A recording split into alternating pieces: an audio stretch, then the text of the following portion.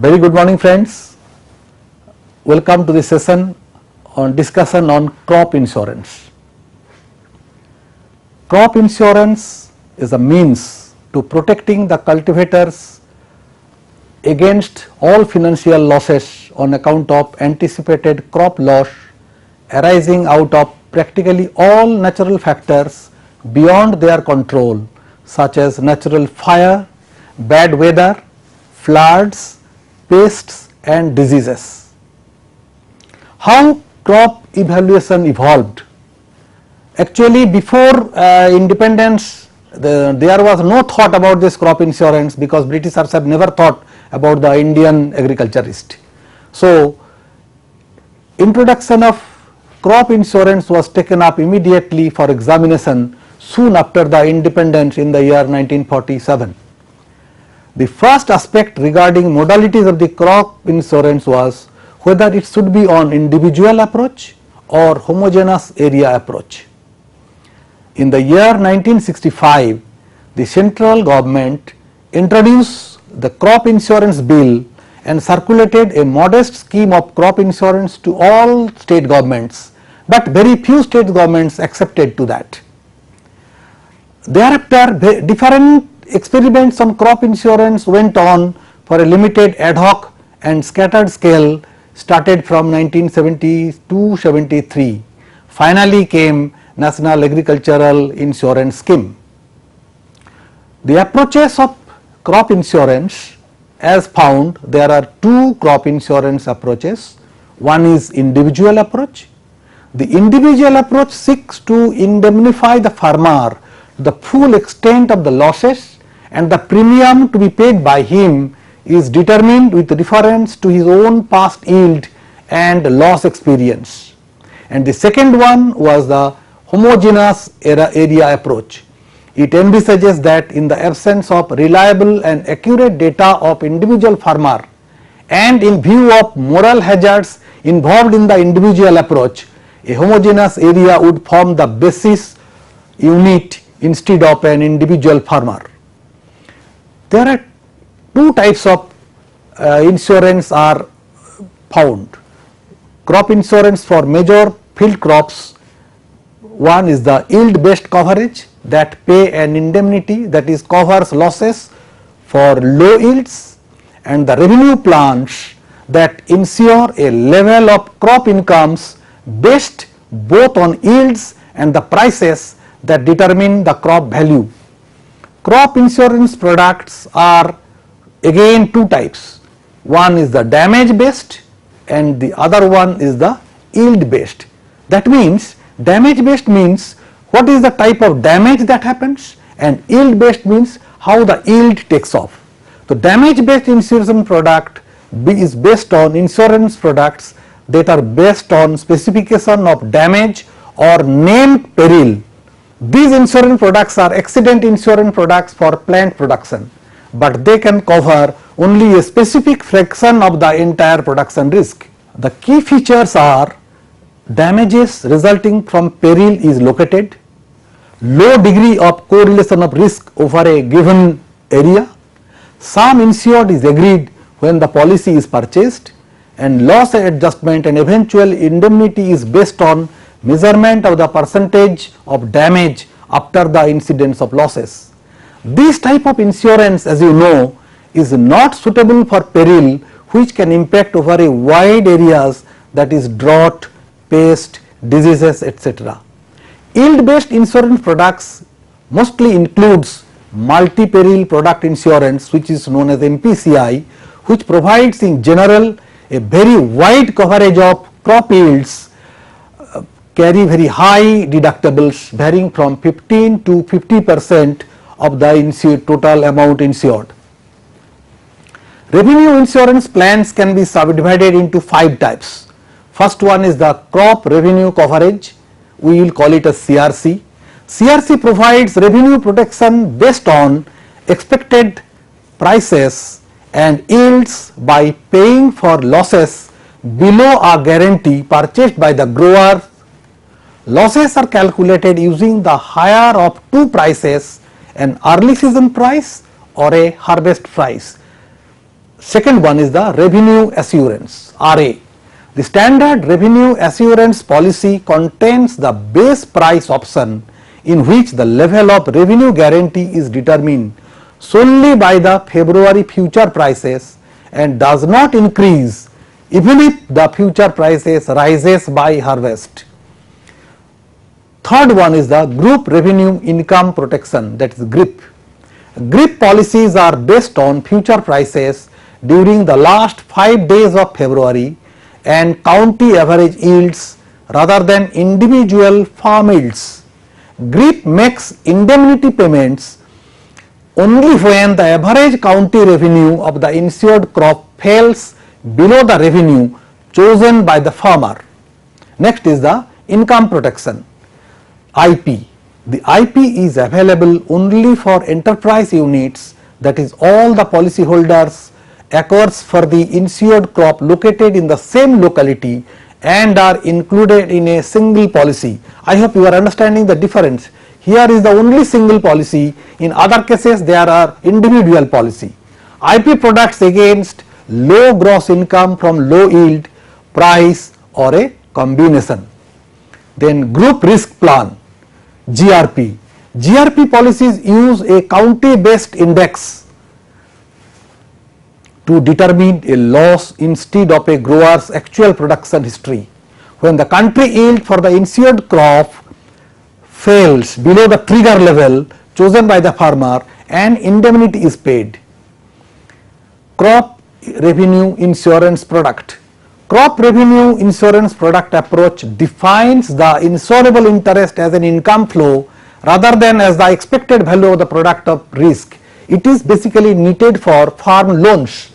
This definition straightway lead to the risk between the loans, farm loans and the insurances, since the servicing of the interest and the principal payments on an agricultural loan depend on the flow of income produced.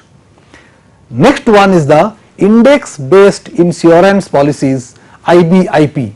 This is unique and classic insurance policy where evidence of damage to the crop or in the area of the farm is needed before an indemnity is paid. However, please mind it, verifying that such damage has occurred is expensive. Number 2, making an accurate measurement of the loss on such individual farm is even more costly. With an index based farm research based policy, a meteorological measurement is used as a trigger for indemnity payment. Now friends, we will discuss on the key perils and risks which are actually taken up for crop insurance purposes. Number 1, crop sector encounters a huge risk such as which could be documented as under. Number 1, production risk, natural resources risk, financial risk and marketing and price risks. In this context, we will discuss only on the issues of production risk and natural resource risks, as those are more relevant to this part of discussion. Production risk perils. This peril is a main category risk which can cause both loss of quality and also quantity. These perils include drought, excessive rain, flood, windstorm, frost, hail, sunburn and snow. Second is the pest and diseases, and third is the fire. Friends, please remember, these fires must be natural fire, not the man-made fire. Then natural resource risk. This includes adverse soil conditions, salinity, erosion of topsoil and loss of soil nutrients. Because of the chemical contamination, sometimes soil gets eroded. Next is the deterioration of water quality, that is due to pollution of the groundwater or natural water resources, maybe because of the huge urbanization and construction work. Then lack of water from irrigation, which is becoming a common factor in the worldwide because rivers are losing their water flow and rainfall is reducing day by day. Now, which are the crops those can be insured? First thing, every crops can be insured for every perils, but whether we should insure or not, benefit and cost issues determine whether we should go for crop insurance. While there is no doubt that all crops can be insured against any peril, the premium that is to be paid to the insurance companies matter much, and it should vary from company to company, and accordingly whether it is profitable to go for insuring the products or not. Crops are grouped into 4 types: annual field crops, which are cultivated annually like rice, wheat; perennial crops including horticultural tree crops or the standing crops; glasshouse crops, which are most costly because lot of investments are done for erection of the glass houses including equipments; and the forests. There is another type of crop insurance which is known as weather based crop insurance schemes, that is WBCIS. Weather based crop insurance scheme aims at mitigating the hardship of the insured farmers against the likelihood of financial loss on account of anticipated loss resulting from incidents of adverse conditions of weather parameters like rainfall, temperature, frost, humidity, etc. Like every year, western countries lose huge amount of agricultural crops because of the frost and the snow. In India also we have seen for floods we are losing huge number of agricultural produce, particularly in the states where there are floods taking place every year. So, weather insurance actually try to mitigate those insurance. Weather insurance ordinarily differs from crop insurance, because crop insurance specifically indemnifies the cultivator against the shortfall in the crop yield. Weather based crop insurance is presumed on the fact that weather conditions affect crop production even after a cultivator has taken all precaution to ensure good harvest. Basically here needs one examples that when crop insurance are being done, weather is a vagaries of nature. Whether weather will be good or bad, one cannot know. So accordingly, insurance are based on hunches whether weather will be bad, and if there is a good weather, then farmers loses their premium. But in case of crop insurance, again it is also a vagaries of nature. If crops prospects, then farmer loses their money, and if crop is good, if then farmer pays the premium which goes west.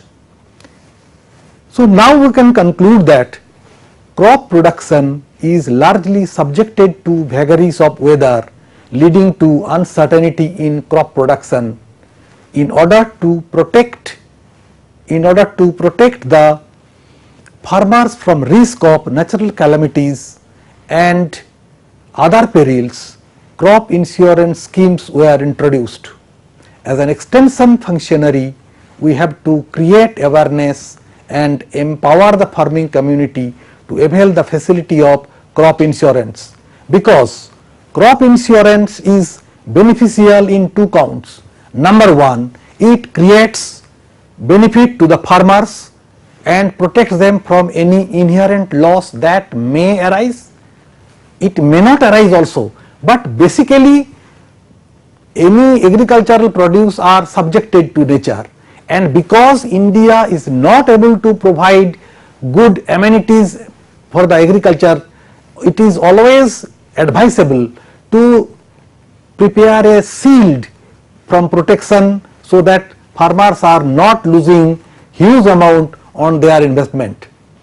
Friends, I hope you have understood the whole issue. If there is any confusion, I request you to go to the manage websites and go through the issues and get the things clarified. Thank you.